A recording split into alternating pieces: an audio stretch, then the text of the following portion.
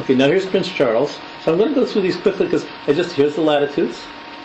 I just put them in so you'd see it. Here's the declinations going up and down. Okay, you'll see on the page that might be high. These look high, but we can't know. So we got to get this. We got to calculate them in, sort them through, get them here. Okay, then we get to the chart and we draw them in. And I've got them here. I'm not going to stay on this one because, like, this is the one I had to work to make these sheets, these spreadsheets, and then and draw these on. I did this in Photoshop. I just put you can have it printed and you can draw them in. And you start here. You see the out of bounds ones, the blues and the blues here. But let's just go to the one where I've got the notes to go with it.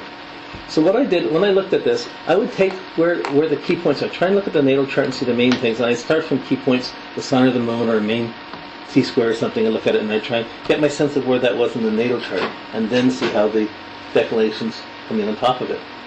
So here, Prince Charles, his moon's in Taurus.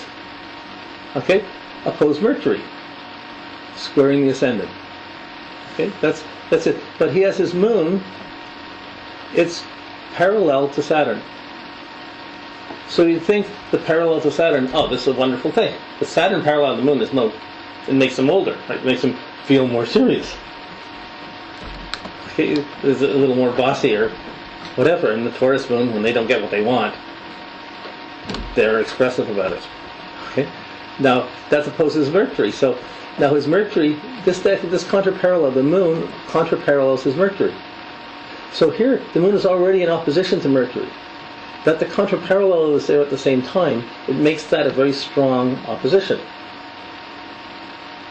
Sometimes you can have opposition; they can be in conjunct. Or sometimes you can have a square, and they're not. You have a nice trine, and they're in opposition. So you'll see different factors of how this works in. But so the moon has a Saturn coming up to hit it. So how much satisfaction that moon going to get? Saturn sitting there. It's opposed by Mercury. He gets in his mind around his identity to it, but these are not really harsh things. His Leo rising, Taurus, and the Scorpio Mercury. I know what I want. I want to live like this. This is what I want. I want this music. I want this chair. I want to do my hunting. I want to do my things. And Camilla. Yeah, well, Camilla's another story. We'll get to that. Camilla's an exercise. We can get. But if you look at it now, so I just looked at the moon. And then if I look at, I'm looking at where's the sun here? Okay, when you see a sun, the sun's conjunct Chiron. Okay, down here, but it's contraparallel to the ascendant also. So it's almost like an opposition to the ascendant. So there's an awkwardness in his Scorpio nature with the Leo. I mean, Scorpio, Leo, Taurus. What's going to change? You're going to wait for your husband to change? One day he'll come around? It's not going to happen.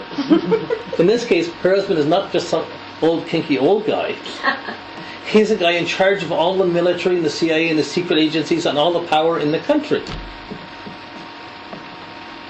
Okay, now this. So when you take his Uranus opposes his Jupiter, and it's contraparallel as well.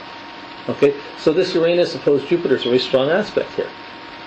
The contraparallel comes up in and brings it up, and it makes it. That's a disruption of principles. Jupiter rules Pisces and Sag, and its principles. It's a shocking of principles of understanding. It's disruptions to proper understanding. Uranus afflicting the Jupiter from his 5th house to 11th house. Who's a friend? Who's a lover? Okay. Now, on top of that, the Uranus, although it doesn't oppose Mars, it's contraparallel to Mars. So there's a contraparallel Uranus to Mars. That pulls it in like an opposition and effectively pulls it in. And the Mars itself is parallel to Jupiter. So Mars parallel to Jupiter ties us in. They're working like a conjunction. They're a little out of orb, but it pulls it into the orb, so it makes it work like a conjunction. So he's going to do what he wants. It's aggressive. It's warlike. It's pushy. Let's go do something. It's oversexed. It's a little more Jupiter exaggerates Mars. With what effect is that both of them are opposed or contraparallel by Uranus? It's not lucky like that. Robin? Yep. I haven't been doing a lot of astrology, but I just want to get the lingo clear. When you're talking about declinations, you're always using parallels and contraparallels? Yep. And a parallel is basically equal to a conjunction. Like a conjunction. Like yes. a conjunction. And a contraparallel is Like an opposition. So I might slip back and forth in that. Oh, okay, I just want to make sure Yeah, that I yeah, have... yeah. I've So really when you're clear. working with a chart, that's how you measure it. You look at it and you're measuring it like that. So, Yeah. oh, this is the double opposition. It's like the opposition and contraparallel. Yeah. They're linking into each other. Yeah, I just wanted to make Yeah. sure. Is there something though for a trine? Nope. No, okay, so those are the two things that Yeah. we're looking for, okay. Yeah. It really is a specific thing, being in that degree, capturing that energy of the other planets as the Earth Yeah. turns around in that degree, goes over a certain place on the Earth. But so this Mars conjunct Jupiter makes it over-sexed or over-aggressive. Opposed Uranus makes it very unconventional and disruptive. He has been. Okay, almost nerdy, like awkward, like right? Hard to imagine even in the military, but he is.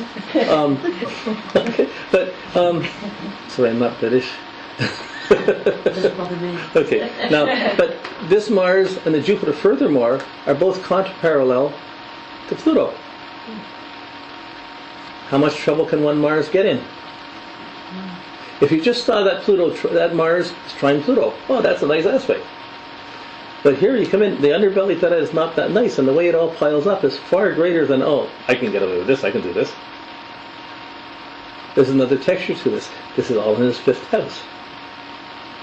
Okay, now, if you go to his Venus is conjunct Neptune in Libra in the 4th house, right? Both opposing his midheaven. So you would think, wow, he's got Venus, Neptune there. He's got the dream princess. He's got a woman prettier than he could ever have found by his own genetic pool efforts. And there it is with this gap between them. He's got the dream. He can't deal with it. To her, this is the king, this is the prince. Can I wait? Oh my goodness.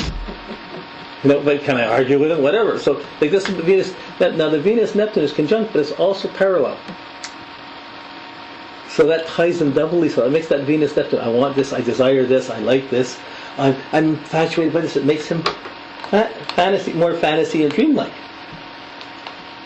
Not necessarily easy satisfiable, more visual or dreaming.